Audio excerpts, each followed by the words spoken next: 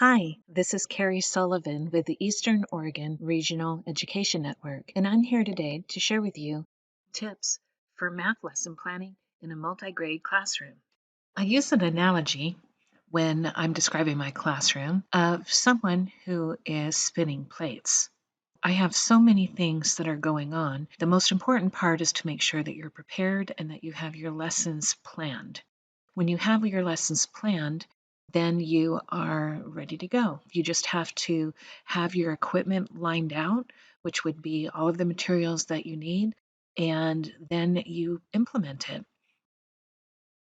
Each week I choose a color. This one is my favorite. This week I'm going to be using hot pink. And then other weeks, I might use brown or blue or green or whatever. This color is my personal color, and it is for anything that I'm writing in the book that applies to everyone in the classroom. This color, I've chosen orange because most of the third grade materials that I have are orange. So everything I write in here has to do with third grade only. Here's fourth grade. It's a green, nice little teal green, and everything I write in the book that has to do with fourth grade is green. And then I have purple. Everything I write in the book for fifth grade is written in purple.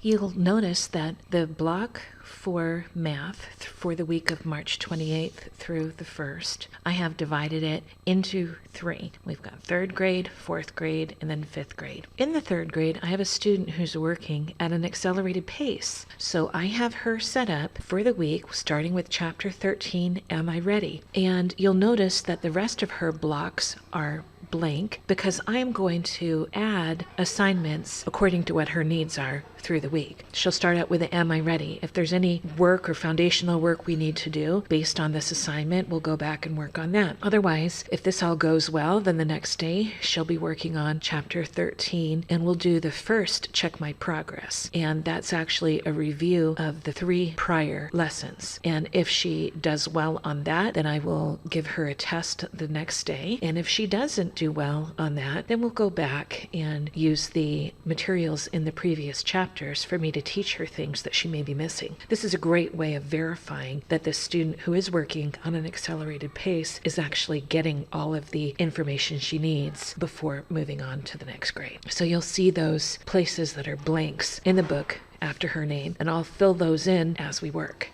Since there's so many moving pieces and parts to this, I keep track of my planning tasks and what I've completed off on the side.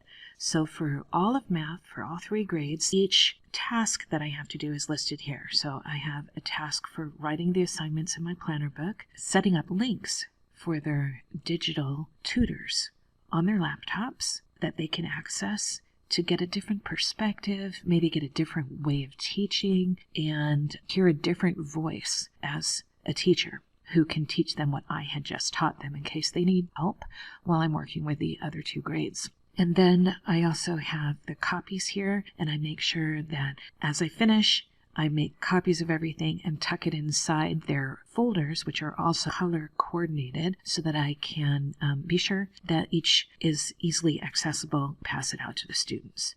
And here you can see a week's worth of worksheets, which are basically summative assessments. The Check My Progresses are my formative assessments, and what you don't see here is the weekly work, and that is taught by me, and then the students go back to work at their desk. I cycle through all of the grades as though I were working work groups. So one work group will be doing something at their desk, while another group is working with me. A couple things that I have for my work groups where they work in alex.com or MobiMax. Those are 2 subscription applications that I use that help to fill in the gaps and also allow them to accelerate at a pace that is best for them, especially for those independent learners. MobiMax I use as more of a foundational to fill some of the gaps that they may have missed in kindergarten, 1st, or 2nd grade. My challenge to you is to find another teacher, maybe a first-year teacher or even a veteran teacher, and share with them how you manage to get all of your plates spinning in your classroom.